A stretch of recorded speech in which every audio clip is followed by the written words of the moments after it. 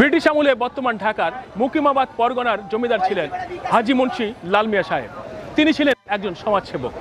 তিনি school, college, মাদ্রাসা, দাতব্য চিকিৎসালয়, মসজিদ এবং কবরস্থানের খরচ যোগানের জন্য বসিয়েছিলেন এই হাট, যা বর্তমানে গাবতলী হাট নামে পরিচিত।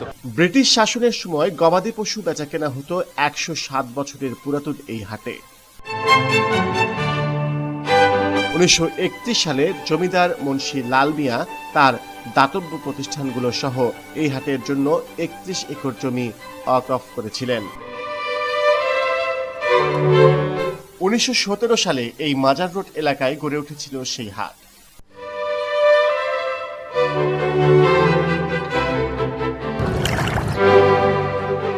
এটি ছিল তুরাগ নদীর পার। আশেপাশের এলাকা থেকে পায়ে হেঁটে বা নৌকায় চেপে এখানে অনেক মানুষ আসতেন